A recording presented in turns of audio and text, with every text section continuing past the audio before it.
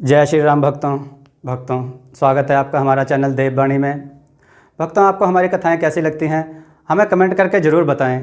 भक्तों, हमारी कथाओं को लाइक अधिक से अधिक करें, इन्हें शेयर करें और हमारे चैनल को अधिक से अधिक सब्सक्राइब करें। भक्तों, आपसे एक गुजारिश है, हमें इंस्टाग्राम पर फॉलो करें जिसका लिंक डिस्क्रिप्शन में दिया गया है। तो चलिए शुरू करते हैं आज की कथा। जय श्री राम भक्तों, आज हम कथा श्रवण करेंगे। एक घड़ियाल का कथा श्रवण करना और पंडित जी का लोभ। आइए कथा श्रवण करें। गंगा नदी के पास बसे एक गांव से एक पंडित रोज नदी को पार कर दूसरे शहर में रहने वाले एक धनी सेठ को कथा सुनाने जाता। पंडित रोज सेठ को कथा सुनाता तो बदले में सेठ उसे धन दान देता। ऐसे ही एक दिन जब पंडित सेठ को कथा सुनाने के लिए नदी को पार करके जा रहा था तो उसे एक आवाज़ सुनाई दी, कभी हमें भी ज्ञान दे दिया करो। पंडित ने इधर उधर देखा मगर उसे वहाँ कोई दिखाई नहीं दिया। उसे फिर अपने पास से ही एक आवाज़ सुनाई दी, पंडित जी मैं यहाँ हूँ। पंडित ने देखा कि वह एक घड़ियाल था। पंडित जी हैरान भी थे, घड़ियाल को इंसान की आवाज़ में बोलते सुनकर, और घबराए भी थे। घड़ियाल ने कहा, पंडित जी आप डरिए नहीं, आप मुझे कथा सुनाकर ज्ञान प्रदान करें, और ये सब मैं मुफ्त में नहीं मांग रहा हूँ। आपकी कथा के बदले मैं रोज आपको स्वर्ण मुद्राएं दिया करूँगा। पंडित को बात जची।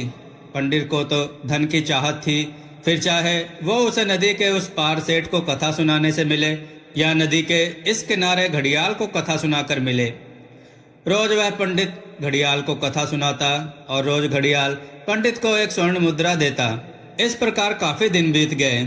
एक दिन जब पंडित घड़ियाल को कथा सुना चुका तो घड़ियाल ने उसे कहा, पंडित जी अब मेरा मन कर रहा है कि मैं त्रिवेणी जाऊं। मेरा समय अब आ चुका है। अगर आप भी मेरे साथ त्रिवेणी जाना चाहते हो तो आपका स्वागत है, वरना यह असरफियों से भरा घड़ा लो और अपने घर जाओ। पंडित ने थोड़ी देर कुछ सोचा, फिर उसने त्रिवेणी जाने में अपनी असमर्थता बताई और असरफियों से भरा घड़ा लेकर वापस घर जाने के लिए घड़ियाल से विदा की अनुमति मांगी। घड़ियाल ने पंडित को विदाई दी और जब वह जाने के लिए मुड़ा तो घड़ियाल जोर से हंसा। पंडित को यूं घड़ियाल के हंसने पर हैरानी हुई और उसने घड़ियाल से उसके हंसने का कारण पूछा। घड़ियाल ने कहा, पंडित जी आप वापस अपने गांव जाकर मुन्ना धोबी के गधे से मेरे हंसने का कारण पूछ लीजिए। पंडित को घड़ियाल के इस जवाब से बड़ी हैरानी हुई। मुन्ना धोबी के गधे से पूछूं? वह निराश मन से वापस घर लौटा। 2-3 दिन तक वह बड़ा उदास रहा। घड़ियाल ने ऐसा कहा क्यों? एक पंडित किसी से पूछने जाए और वो भी किसी गधे से, यह कैसे हो सकता है? पंडित का अहंकार ही यही है कि वह सब जानता है, इसलिए किसी से भी पूछने वह जाए कैसे? इसी कश्मकश में वह अपने आप को रोक ना पाया और मुन्ना धोबी के गधे से घड़ियाल के हंसने का कारण पूछा। गधे ने कहा, पंडित जी पिछले जन्म में मैं एक राजा का वजीर था। राजा मुझे अत्यंत स्नेह करते थे। राजा मुझे हमेशा अपने साथ रखते, अपने जैसे भोजन और वस्त्र इत्यादि प्रदान कराते। एक दिन राजा ने मुझसे कहा, वजीर मेरा मन करता है कि मैं त्रिवेणी घूमाऊं। क्या अच्छा हो कि तुम भी मेरे साथ चलो। इस प्रकार हम दोनों त्रिवेणी के लिए निकल पड़े। त्रिवेणी का रमणीय स्थान राजा को खूब पसंद आया और इस प्रकार हम वहाँ करीब 1 महीने तक रहे। एक दिन राजा ने मुझसे कहा, वजीर मेरा तो मन अब यहाँ लग चुका है, मैं भी यहीं रहना चाहता हूँ। अगर तुम्हारा भी मन करे तो मेरे साथ यहीं रुको, वरना यह हीरे मोतियों से भरा घड़ा लो और देश लौटकर राज करो। मैंने वह घड़ा लिया और वापस आकर राज करने लगा। इस कारण इस जन्म में मैं गधा हुआ। इसलिए घड़ियाल हंसा। पंडित जी खाली उधार और शाब्दिक ज्ञान कहीं काम नहीं आता। अब आप देखिए कि आपका ज्ञान आपके ही काम ना आ सका तो भला किसी और के क्या काम आएगा। ज्ञान तो आदमी को मुक्त करता है। जिसे तुम ज्ञान समझते हो वह केवल उधार शब्द तुमने इकट्ठा कर लिए हैं, जो खाली तुम्हारे मत हैं, धर्म नहीं, और मत आदमी को बांधता है, मुक्त नहीं करता। भक्तों आइए एक और कथा श्रवण करें। भक्तों ये एक बहुत ही करुणामय कथा है। इसे सुनकर अवश्य ही आपके आंखों से आंसू निकल आएंगे। आइए कथा श्रवण करें। महाराष्ट्र को संतों का प्रदेश भी कहा जाता है। ऐसा ही एक भक्त पाइथन गांव में ब्राह्मण कुल में जन्मा, जो कि जन्मजात ही अपंग था। जन्म से ही कुर्मादास नाम के इस भक्त के हाथ और पांव दोनों ही नहीं थे। वो जन्म से भक्त नहीं था।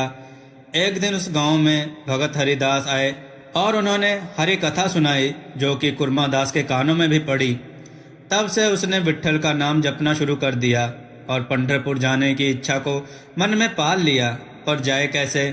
एक दिन उसने पंढरपुर जाते एक जत्थे को गांव से निकलते देखा तो आवाज़ देकर रोक लिया और कहा कि मुझे भी पंढरपुर लेके चलो ना भाई।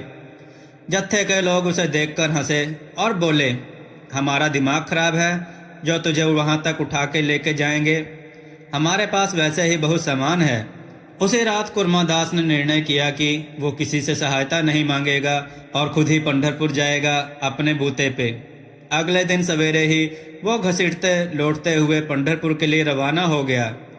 शाम होते होते वो एक गांव में हनुमान मंदिर की सीढ़ियों पर चढ़ा और भगवान के सामने गिरते हुए बोला, हे प्रभु, भूख भी लगी है और थक भी गया हूँ, अब मैं तेरी शरण में हूँ, तू जाने तेरा काम जाने।